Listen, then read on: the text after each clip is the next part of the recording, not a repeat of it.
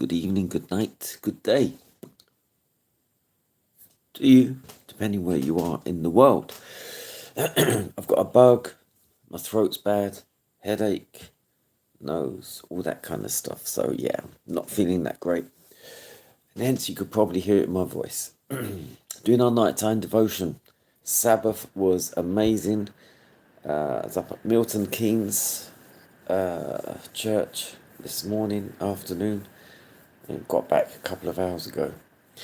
So, we're doing our nighttime devotion from the devotional Conflict and Courage. The title today, Music in a Cave. Psalms 57 verse 4.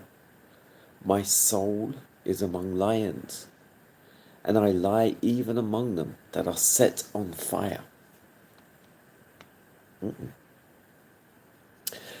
Oh, how precious is the sweet influence of the Spirit of God as it comes to depressed or despairing souls, encouraging the faint-hearted, strengthening the feeble, and imparting courage and help to the tried servants of the Lord. Oh, what a God is ours! He deals gently with the erring and manifests his patience and tenderness in adversity, and when we are overwhelmed with some great sorrow. Every failure on the part of the children of God is due to their lack of faith. When shadows encompass the soul, when we want light and guidance, we must look up. There is light beyond the darkness. David ought not to have distrusted God for one moment. He had cause for trusting in him. He was the Lord's anointed. And in the midst of danger, he had been protected by the angels of God. He had been armed with courage to do wonderful things. And if he had but removed his mind from the distressing situation in which he was placed, and had thought of God's power and majesty, he would have been at peace even in the midst of the shadows of death. Among the mountains of Judah, David sought refuge from the pursuit of Saul.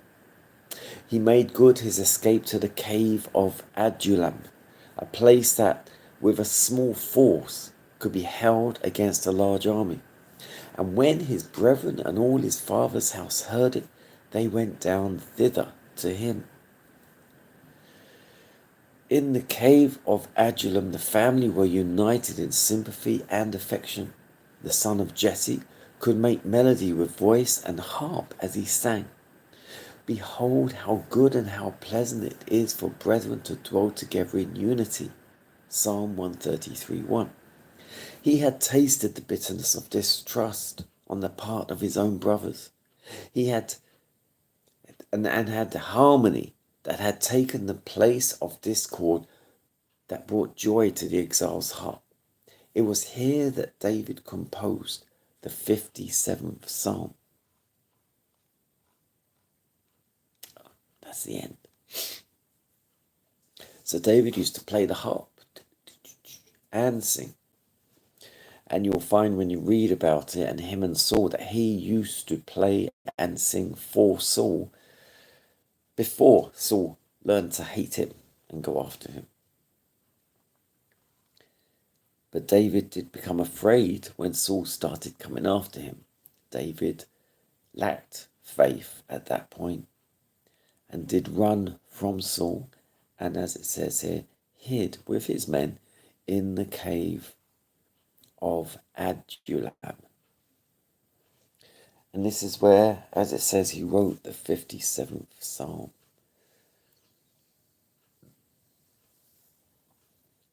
So in adversity, good things can come out of it.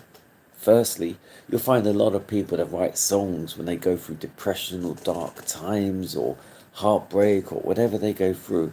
Sometimes people who write songs can make or write some of the best heartfelt songs, obviously.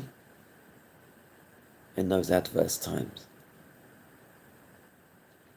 Or alternatively, when they go through really good times, they can write a song which is really amazing and can lift people up because they were lifted up. So if you've got a gift, singing, painting, I knew a friend years ago who used to paint, and I remember looking at one of her paintings and I said to her, "You were really in a deep, dark place when you did this." She goes, "Actually, that was probably one of the darkest days of my life." And I could see it in her work. So people sing, write songs, write poetry, paint, whatever their gift is, they do it, and their feelings will come through as they express their art. As did they with David. So the focus of this was the fact that David lacked faith. And he sought refuge and ran away from Saul.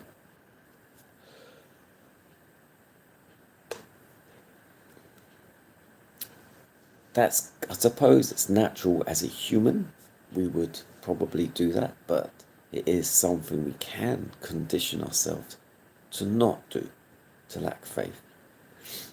And the only way you can trust and have more faith in God is to be better acquainted with Him. And that would mean to read His word more, study it more, speak to Him more, so much more. And become acquainted with Him. And allow Him to talk to you too.